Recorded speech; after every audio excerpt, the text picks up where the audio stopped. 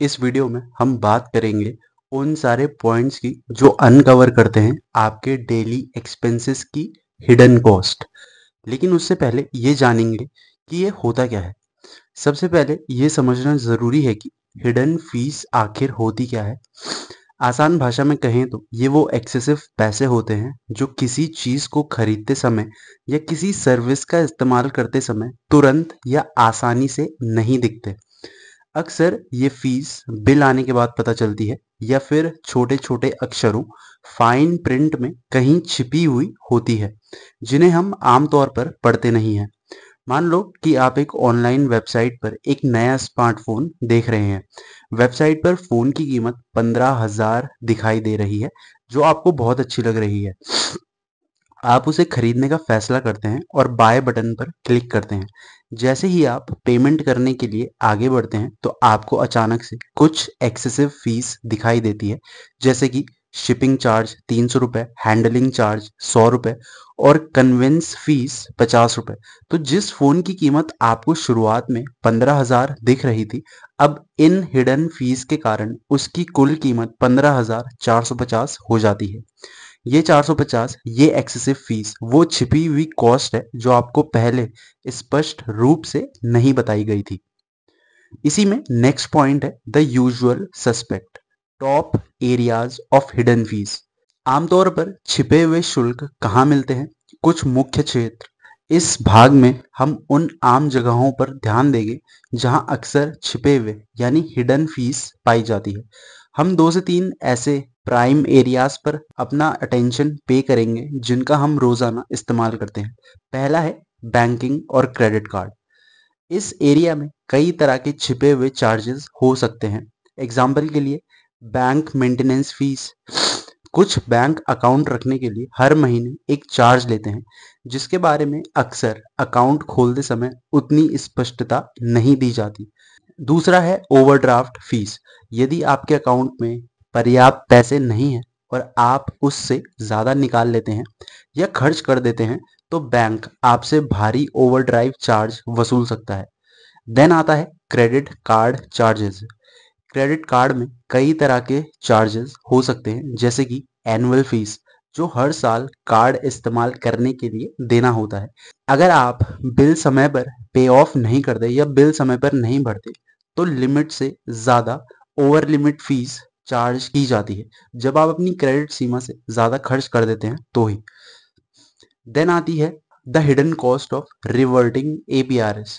कई credit card शुरुआत में 0% इंटरेस्ट एपीआर की पेशकश करते हैं, लेकिन एक निश्चित समय के बाद ये इंटरेस्ट रेट अचानक बहुत ज़्यादा बढ़ जाती है। अगर आपको इस बदलाव के बारे में ठीक से पता नहीं है, तो ये आपके लिए अनएक्सपेक्टेड महंगा खर्च साबित हो सकता है। मान लीजिए कि आपके पास एक क्रेडिट कार्ड है जिसमें पहले 6 महीने के लिए 0% एपीआर था। आपने कुछ खरीदारी की, आपने कुछ खरीदा और सोचा कि आपको कोई इंटरेस्ट नहीं देना होगा शॉपिंग पे। लेकिन 6 महीने बाद इंटरेस्ट रेट बढ़कर 18% हो जाती है, जिसके बारे में आपने ध्यान नहीं दिया। अब आपके बैलेंस अमाउंट पर भारी इंटरेस्ट लगना शुरू हो जाता है, जो एक तरह का छिपा हुआ खर्च है, क्योंकि शुरुआती ऑफर के बाद की सिचुएशन साफ-साफ तौर पे यानी स्पष्ट रूप से नहीं समझी गई थी। नेक्स्ट पॉइंट है travel, flight and accommodation. Travel करते टाइम भी कई हिडन फीस लग सकती हैं, जिसमें शुरुआती कीमत काफ़ी बढ़ जाती है। कई एयरलाइंस अब चेक इन किए गए सामान के लिए अलग से चार्जेस लेती हैं, जो टिकट की कीमत में शामिल नहीं होता। देन आता है सीट सिलेक्शन फीस। अगर आपको अपनी मनपसंद सीट चाहिए, अच्छी सीट यानी विंडो सीट चूज करनी है, तो उसके लिए भी आपको एक्सेसिव पैसे यानी एक्सेसिव चार्ज देने पड़ सकते हैं।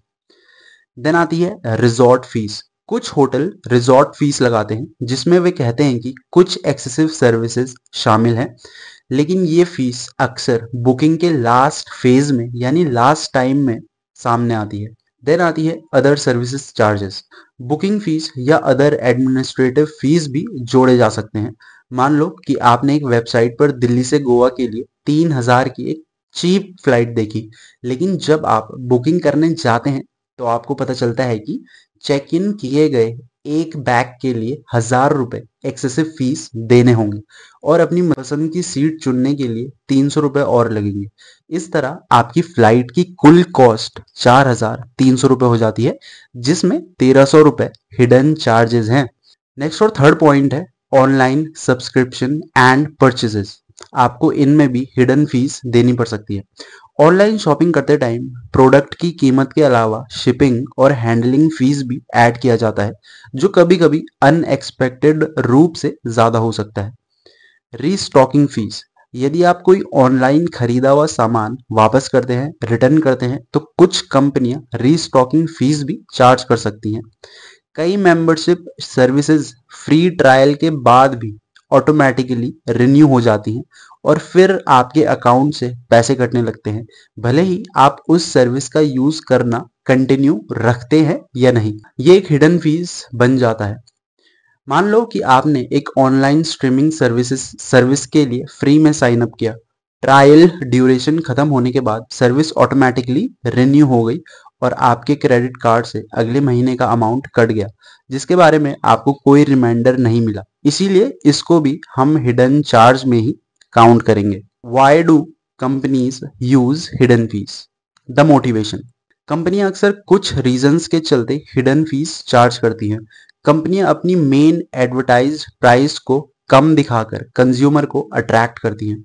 फिर वे अलग अलग छोटे छोटे चार्जेस के माध्यम से एक्सेसिव इनकम एक्वायर करती हैं, जिससे उनका प्रॉफिट बढ़ जाता है। ऑब्वियस सी बात है, ये चार्जेस अक्सर इतने कम लगते हैं कि कंज्यूमर्स इन्हें अवॉइड कर देते हैं। कुल मिलाकर कंपनी के लिए ये बड़ी रकम बन जाती है। कुछ कॉस्ट जैसे कि ऑनलाइन लेन देन की प्रोसेसिंग फीस या कस्टमर सर्विस कॉस्ट को सीधे प्रोडक्ट या सर्विस की कीमत में शामिल करने के बजाय अलग से चार्ज के रूप में वसूला जा सकता है। इससे मेन प्राइस कम दिखती है। कई बार कस्टमर्स जल्दी में होते हैं या छोटे छोटे अक्षरों फाइन प्रिंट को ध्यान से नहीं पढ़ते। कंपनियां इसी बात का फायदा उठाती हैं और ऐसे चार्जेस लगा देती हैं जिन पर कस्टमर शायद ध्यान न दे। जब बिल आता है तो कस्टमर को एक झटका सा लगता है, लेकिन तब तक वे शॉपिंग कर चुके होते हैं। मान लीजिए एक ऑनलाइन टिकट बुकिंग वेबसाइट है। वो एड में मूवी टिकट की प्राइस 200 रुपए दिखाती है, जो कि बाकी वेबसाइटों से बहुत कम लगती है। लेकिन जब आप टिकट बुक करने जाते हैं तो आपको लास्ट में कुछ एक्सेसिव चार्ज दिखाई देते हैं, जैसे कि इंटरनेट हैंडलिंग फीस 30 रुपए पर टिकट, कन्वीनियंस फीस 20 रुपए पर टिकट, क्लीननेस फीस 10 रुपए पर टिकट। तो एक टिकट जिसकी प्राइस आपको 200 रुपए दिखाई दे रही थी, वास्तव में आपको उसके लिए 260 रुपए देने पड़ते हैं। कंपनी ने मेन प्राइस को कम रखा ताकि आप उनकी वेबसाइट पर आएं, फिर इन छोटे छोटे हिडन चार्जेस के जरिए एक्सेसिव प्रॉफिट बनाया जा सके। हो सकता है कि एक कस्टमर 30 रुपए के हैंडलिंग चार्ज पर ध्यान न दे, लेकिन जब लाखों कस्टमर टिकट खरीदते हैं तो ये कंपनी के लिए एक बड़ी एक्सेसिव इनकम का सोर्स बन जाता है। इसमें भी आप कंपाउंडिंग लगा सकते हैं। इसी तरह से वे ऑपरेटिंग कॉस्ट जैसे वेबसाइट मेंटेनेंस को इन चार्जेस के माध्यम से इनडायरेक्ट फॉर्म से वसूल सकते हैं। नेक्स्ट और फोर्थ पॉइंट है your detective tool kit, how to spot hidden fee before paying. मान लीजिए कि आप एक नया क्रेडिट कार्ड लेने की सोच रहे हैं। आपको एक बैंक का ऐड बहुत अच्छा लगता है जिसमें कम इंटरेस्ट रेट और कई फायदे बताए गए हैं। यहाँ पर आपकी डिटेक्टिव टूल किट कैसे काम आ सकती है? पहले, छोटे छोटे अक्षरों की शक्ति। आपको बैंक द्वारा दिया गया एप्लीकेशन फॉर्म और उससे जुड़े नियम और शर्तें ध्यान से पढ़ने चाहिए। अक्सर हिडन चार्जेस जैसे कि annual fee, late payment fee, cash advance fees इन छोटे अक्षरों में कहीं लिखे होते हैं। ऐड में हो सकता है कि पहले साल कोई एनुअल फी ना हो, लेकिन छोटे अक्षरों में लिखा हो सकता है कि दूसरे साल से 500 रुपए का एनुअल फीस या एनुअल चार्ज देना होगा। अगर आप इसे नहीं पढ़ते हैं तो आपको बाद में ये एक हिडन कॉस्ट लग सकता है। दूसरा है सही सवाल पूछें। क्रेडिट कार्ड के लिए एप्लीकेशन करने से पहले बैंक के रिप्रेजेंटेटिव से सीधे सवाल पूछें। आप पूछ सकते हैं कि क्या इस कार्ड पर कोई एनुअल फी है? लेट पेमेंट करने पर कितना चार्ज लगेगा? कैश निकालने पर कोई एक्सेसिव चार्ज है या नहीं? और क्या कोई एक्सेसिव चार्ज है जिनके बारे में आपको पता होना चाहिए? आप पूछ सकते हैं क्या इस क्रेडिट कार्ड पर कोई एनुअल फीस है? अगर हाँ तो ये कब से लागू होगा और इसमें हमें कितनी अमाउंट देनी होगी एज अ एनुअल चार्ज, या अगर मैं अपने क्रेडिट कार्ड का बिल टाइम से नहीं भर पाता हूँ, लेट पेमेंट हो जाती है, तो मुझे उसका कितना जुर्माना देना पड़ सकता है। इसी तरह अगर आप एक होटल में कमरा बुक कर रहे हैं, वेबसाइट पर कमरे का रेंट बहुत कम दिख रहा है, तो आप बुकिंग की प्रोसेस के दौरान आपको टर्म्स एंड कंडीशंस को ध्यान से पढ़ना चाहिए। हो सकता है कि वहां रिजॉर्ट चार्ज, क्लीनिंग फीस या सर्विस चार्ज के बारे में जानकारी दी गई हो जो कमरे के ओरिजिनल किराए में शामिल नहीं है। होटल में बुकिंग करने से पहले आप उनसे पूछ सकते हैं कि कमरे के लिए किराए के अलावा और कौन कौन से चार्जेस लागू होंगे। आप पूछ सकते हैं क्या कमरे के किराए में सभी टैक्सेस एंड फीस शामिल है या कोई एक्सेसिव चार्ज जैसे रिजॉर्ट फीस या सर्विस चार्ज भी लगेंगे। इन तरीकों का इस्तेमाल करके आप पेमेंट करने से पहले ही कई हिडन कॉस्ट का पता लगा सकते हैं। वीडियो में नेक्स्ट पॉइंट है real life examples and wake up calls. वो एक सस्ती फ्लाइट जो सस्ती नहीं थी। इंडिया में एक कंज्यूमर ने मार्च 2025 में एक बजट एयरलाइन पर दिल्ली से मुंबई के लिए 3000 की फ्लाइट का ऐड देखा। कम कीमत देखकर एक्साइटेड होकर वो बुकिंग करने के लिए आगे बढ़ा। बुकिंग प्रोसेस के दौरान ये सारे हिडन चार्जेस सामने आए, जैसे कि कैरी ऑन चार्ज 800 रुपए एक छोटे कैबिन बैग के लिए भी, सीट चयन शुल्क 300 रुपए कोई स्पेशल सीट चुनने के लिए, बुकिंग चार्ज सर्विस चार्ज 250 रुपए, पेमेंट प्रोसेसिंग फीस 150 रुपए, क्रेडिट कार्ड का यूज करने के लिए 300 रुपए, 3000 की पेमेंट प्रोसेसिंग फीस 150 रुपए क्रेडिट कार्ड का यूज करने के लिए। 3000 की फ्लाइट की लास्ट प्राइस 4500 निकली, जो मैंडेटरी सरचार्जेस के कारण 50% ज्यादा थी, जिन्हें शुरू में सही ढंग से बताया नहीं गया था। यह दिखाता है कि कैसे एयरलाइंस अक्सर कस्टमर्स को कम प्राइस दिखाकर लुभाती हैं और फिर जरूरी सर्विसेज के लिए ज्यादा चार्ज लेती हैं। ट्रैवलर्स को तेजी से ये पता चल रहा है कि केवल एडवर्टाइज्ड प्राइस को देखने के बजाय सभी पॉसिबल चार्ज सहित टोटल कॉस्ट की तुलना करना जरूरी है।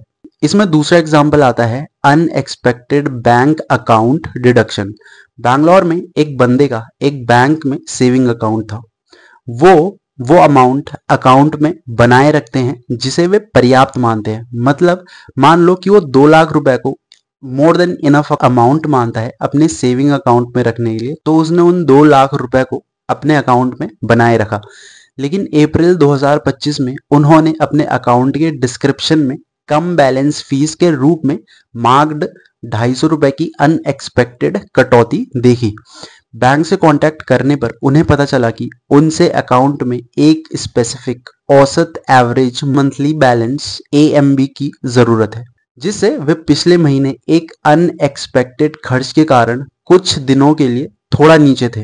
इस एवरेज मंथली बैलेंस और उससे रिलेटेड फाइन का मेंशन अकाउंट के नियमों और शर्तों में किया गया था, जिसे कस्टमर ने अकाउंट खोलते टाइम अच्छी तरह से नहीं पढ़ा था, और वो था फाइन प्रिंट में। ये सिचुएशन दर्शाती है कि कैसे बैंक स्पेसिफिक जरूरतों को पूरा नहीं करने पर चार्ज लगा सकते हैं। भले ही अकाउंट कभी नेगेटिव बैलेंस में नहीं गया हो, लेकिन कई कस्टमर्स इन एवरेज मंथली बैलेंस के नियमों का या बनाए रखने के लिए जरूरी लिमिट से अनजान हैं। इन अनएक्सपेक्टेड चार्ज से बचने के लिए अकाउंट के डिस्क्रिप्शन की नियमित रूप से समीक्षा यानी रिव्यू करना और मिनिमम बैलेंस की जरूरतों से रिलेटेड छोटे अक्षरों में लिखे कंटेंट को समझना जरूरी है। कुछ बैंक अब कस्टमर्स को इन चार्जेस से बचने में मदद करने के लिए बैलेंस AMB से नीचे जाने पर अलर्ट के ऑप्शन भी पेश कर रहे हैं। देन हमारा नेक्स्ट पॉइंट आता है fighting back, what to do when you find a hidden fees. मान लीजिए कि आपने एक ऑनलाइन टिकट बुकिंग वेबसाइट से ट्रेन का टिकट खरीदा। पेमेंट करते टाइम आपको कुल अमाउंट दिखाई गई थी, लेकिन जब आप अपना टिकट देखते हैं तो आपको एक एक्सेसिव सर्विस चार्ज दिखाई देता है, जिसके बारे में पहले नहीं बताया गया था। तो इस सिचुएशन में आपका पहला कदम उस टिकट बुकिंग वेबसाइट की कस्टमर सर्विस से कांटेक्ट करना होना चाहिए। आप उन्हें ईमेल कर सकते हैं या उनके हेल्पलाइन नंबर पर कॉल कर सकते हैं। बातचीत करते टाइम पोलाइट रहें, लेकिन अपनी बात साफ स्पष्ट रूप से रखें। उन्हें बताएं कि आपको इस एक्सेसिव चार्ज के बारे में पहले जानकारी नहीं दी गई थी और ये आपको ठीक नहीं लग रहा है। उनसे इस चार्ज के बारे में एक्सप्लेनेशन मांगे और यदि पॉसिबल हो तो इस एक्सेसिव चार्ज को हटाने की रिक्वेस्ट करें। यदि कस्टमर सर्विस डिपार्टमेंट आपकी बात नहीं सुनती है या कोई सेटिस्फैक्टरी सॉल्यूशन नहीं देती है तो आपके पास फीस को चैलेंज देने का ऑप्शन होता है। आप उनसे उनकी शिकायत निवारण प्रक्रिया के बारे में पूछ सकते हैं। आप कंज्यूमर फोरम या ऑनलाइन रिव्यू साइट्स पर अपनी कंप्लेंट रिकॉर्ड कर सकते हैं। यदि आपने क्रेडिट कार्ड से पेमेंट किया है तो आप अपने बैंक से इस फालतू के लगाए गए चार्ज पर भी आर्गुमेंट करने के लिए कांटेक्ट कर सकते हैं। खासकर यदि आपको लगता है कि यह धोखाधड़ी या इनअप्रोप्रिएट है तो क्योंकि इसका खुलासा पहले नहीं किया गया था। तो आसान भाषा में, जब आपको कोई छिपी हुई फीस या हिडन फीस मिलती है तो चुप ना रहें। पहले प्रोवाइडर से संपर्क करें और एक्सप्लेनेशन मांगे। यदि वे सहयोग नहीं करते हैं तो उनके खिलाफ एक्शन उठाने के लिए तैयार रहें।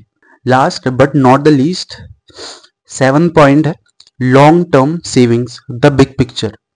लास्टली इस बात पर जोर देना जरूरी है कि ये छोटी छोटी अक्सर अनदेखी की जाने वाली फीसें मिलाकर कितना बड़ा असर डालती हैं। ये बताना बहुत जरूरी है कि अगर हम ध्यान दें और इन फीसों से बचें तो लंबे टाइम में हमारी बहुत बड़ी सेविंग हो सकती है। ये बात एक अवेयर कस्टमर होने के महत्व को भी मजबूत करती है। मान लीजिए कि आपके पास एक ऐसा इन्वेस्टमेंट अकाउंट है जिसमें हर साल अब 100 रुपए की छोटी सी मेंटेनेंस फीस लगती है। ये फीस आपको शायद ज्यादा ना लगे, लेकिन अगर आप इसे 20 सालों तक देखें तो आपने कुल मिलाकर 100 इंटू 20 2000 रुपए सिर्फ फीस के तौर पर दे दिए।